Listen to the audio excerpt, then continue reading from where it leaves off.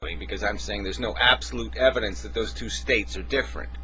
Even though there's abundant evidence, even though the evidence is right there in front of us that those two states of mind are entirely different, critically different, profoundly different, you're going to ignore that simple, obvious fucking fact so you can do this little gibbering, this nonsense, talk complete crap. I mean, obviously you have been able to figure out that there is a truth concerning the reality of the conscious circumstance. Shit. However, I do recognize that value itself, by definition, does not exist without some perceiver to recognize it. Even again, that's really idiotic. So, does that go for just individual things or masses of things? So, I mean, if I have one rat and his, his legs get chopped off and he's just squirming there, bleeding to death, suffering and dying,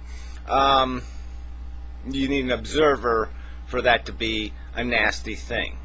If there's no observer, if a machine just cut his legs off and there's no other observer but the rat, that's it. It doesn't matter, right? It doesn't mean anything because there's no observer. And if I do it to 6 million people in a concentration camp in Germany someplace, or Poland or whatever, if no one's watching, no one's got a camera, or no one's sitting there in the room with the suffering individuals, they're not suffering. I mean, it's just fucking stupid.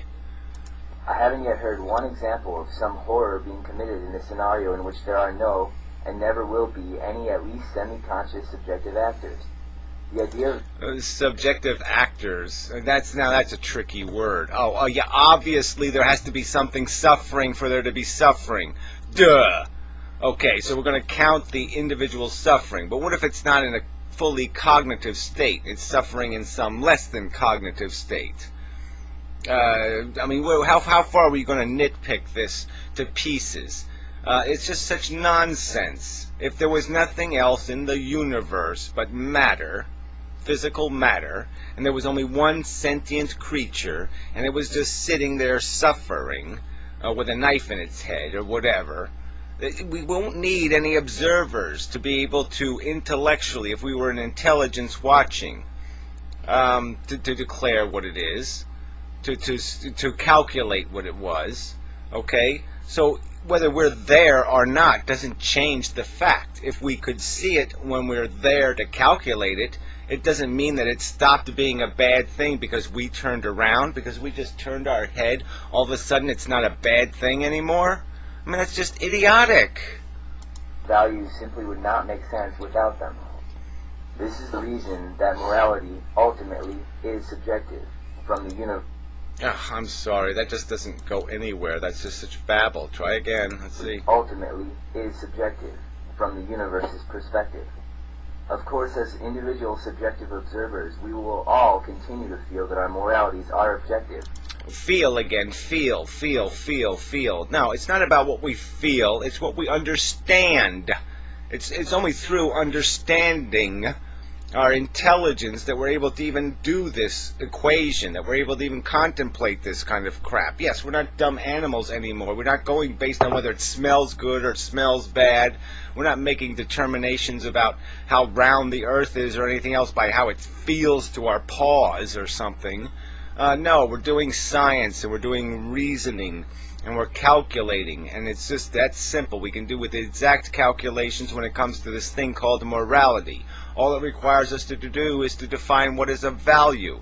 And it's really easy to establish that consciousness creates value, that it creates these sensations, and these sensations have meaning and value. Or at least act as though they were. And this is natural.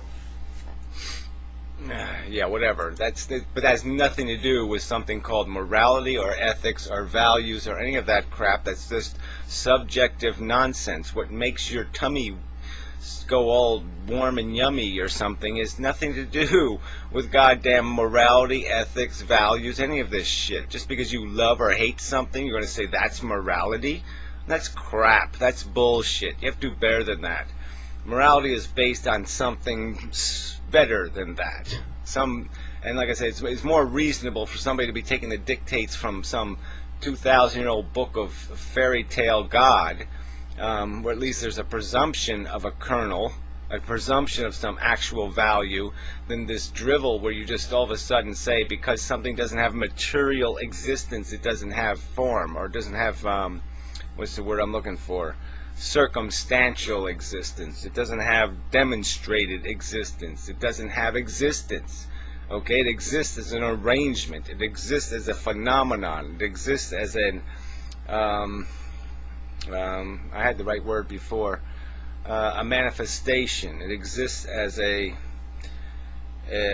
whatever that word is, okay, as it's a nuance. It's an expression of the arrangement that creates this phenomenon.